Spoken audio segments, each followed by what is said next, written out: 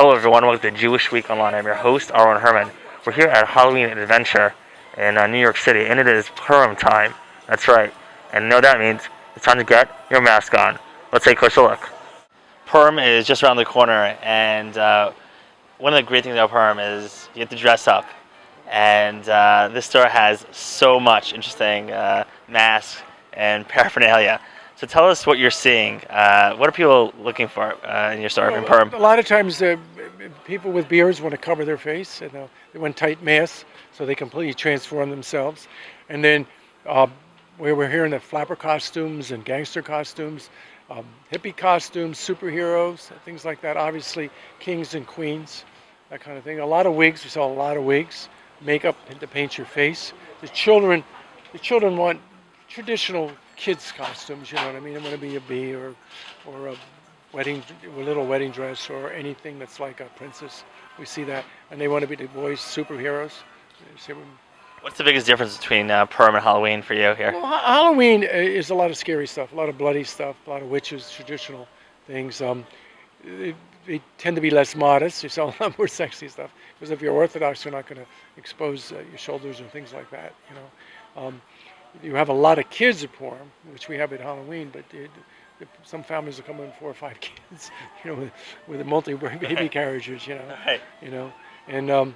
And it's a focused market. We have a store that's devoted to it in Long Island, and that store's doing more business than we are because it's a Purim store, and it's in an Orthodox neighborhood, so it opens and closes based on the holidays here.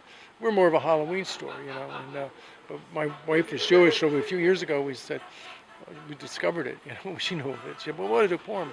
And it's become secular, a little more secular because there's a lot of parties younger people are doing it. So they're dressing a little sexier. We see that. But we see Orthodox and we see female rabbis, which is the other extreme, and female candors, so I know that when it comes in. And it's a very focused market because we advertise in the Jewish Week, Jewish Press, and specifically, and you even know when Israelis come in, obviously, or Orthodox, you can see that. In Halloween, you don't see that so much, You're not going to see it. It's everybody, And one of the things that I realized in going to some of the parties is that costumes have gotten a little bit more risque. And you actually have you have a special unit designed to that. So how has that evolved for you? Well, the risque costumes, sexy costumes for the women, that's a big category, because it's date night, so they're going to dress that way, and they want to show more. I mean, when it's a religious holiday, Purim is a fun day, so they do a lot of fun things. They're going to dress as banana, food, M&M's, silliness, that kind of stuff. Maybe clowns, depends, things that cover you. But you're not going to do any witches. You're not going to do any zombies. You're not going to sell a lot of blood. Like Easter, we saw a lot of blood because the Passion plays. But so do we do at Halloween because of zombies and horror. Purim, I don't see much of that. So walk us through this store. So we're here, and you have a lot of different paraphernalia here, and you got the mask. So how's the store divided? Well, the store is divided in sections based on categories. There's a map, and within the map, you'll see flappers, you'll see clowns, you'll see horror, you'll see Roman. Middle East section's real big for Purim. Anything Middle East for sure. I forgot that, like Cleopatra and things like that. That sells a lot.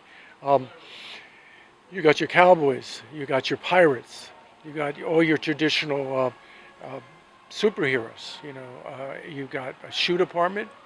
You got your hat department, you got your decor. Downstairs, you have some more sexy stuff down there, but you also the more expensive rental costumes. We sell rental costumes. So down there, you would have a little more high-end things that are less packaged, that kind of stuff.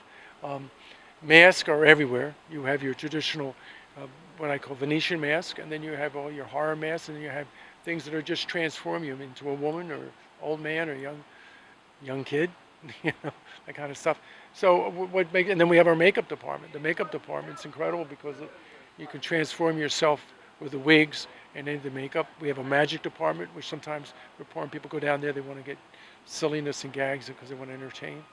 So there's nobody like us. Then I have my goth store next door, which is like really hard edge kind of stuff. And we see people go in there for Purim. The more the hipper crowd will go in there. It's not really goth. It's just dark, or the corsets and things like that. So like I mean, it's when I say secular, they tend to be less religious, more. They celebrate the holidays. They want what they want. So you're here shopping for Purim, and you said you like to create unique costumes. So what are you doing this year? You know, came here without an idea, just looking for what hits me. I think this year we're doing some crazy hippie stuff with a lot of body hair. Something really unusual. What have you done in the past?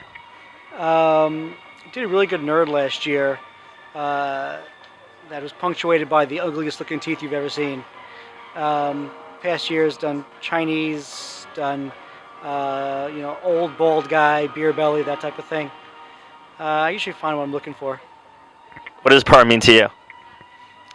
Whatever it takes to make the kids happy. And usually a good costume does it. So what are you doing this year for Purim? I'm here to pick up not sure yet, but one of the Disney characters. We're going as a group, like 25 people, and just trying to find the lucky one. What have you done in the past? I've been more like into, been past year I've been like a pirate, and I don't know, done too much. Okay. What does Purim mean to you? It's a day to be wasted, and you just forget about everything and do whatever you want to do all year, and just that day to do it. As you can see, this store is everything you need for Purim. This is Aaron Herman. Thanks for watching.